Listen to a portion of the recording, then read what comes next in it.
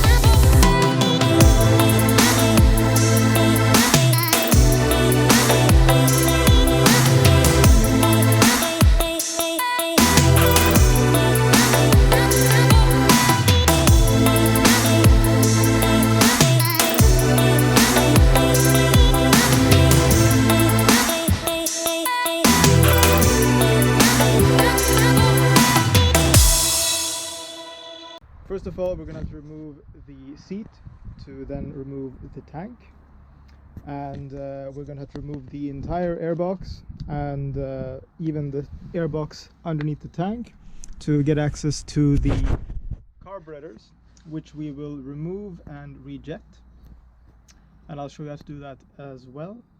And once we have rejetted the carburetors, we will put them back, and then we will get to mounting the hypercharger.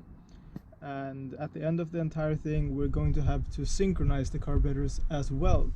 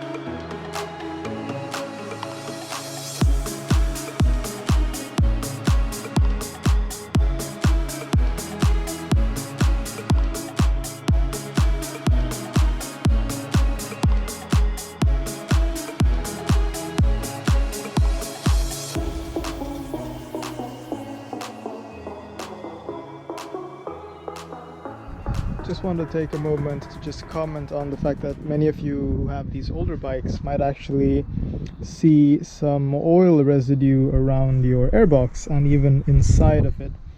Now, in small amounts, this could be quite normal, especially with an older bike. What basically is happening is that this breather hose here is there so that the engine is able to, well, basically breathe out in higher pressures.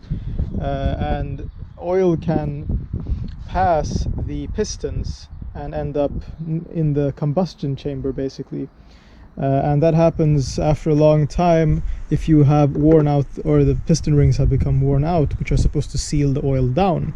It can also happen if you have overfilled the engine with oil, and it therefore, due to the increased pressure, it slips past the piston rings.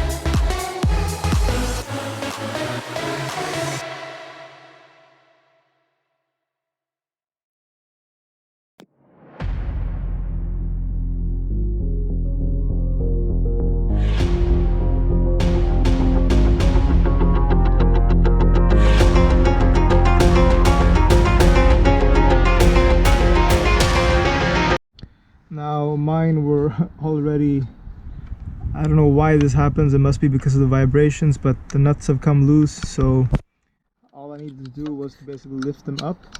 But in your case, the throttle cable should look like this, like that, and on this side of the cable there will be a nut. Mine is hanging over here. It should be there. So you should just get a wrench in and just loosen that screw, or nut I mean, until it comes off, and then you have a lot of play in this, and you can basically just lift it up over this thing so it's free. And the same thing goes for the cable in the bottom.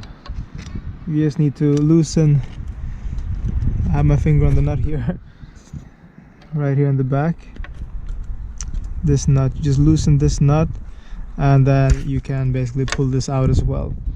And once you've done that, you just need to, the easiest thing after you've done that is to just lift the carburetor off and pull the wires off. But I'm doing this one-handed, so you can see here that in this throttle body, or not throttle body, but yeah, where the wire goes in, there is a small notch where you can get the wire out. So just play with it until you get that wire in that position, and it'll just slide out. Now I recommend you just lift the carburetor off, because then this becomes a lot easier. But as you see, I just slid it out of the hole and I got the upper wire off, and I'll be doing the same for the bottom wire.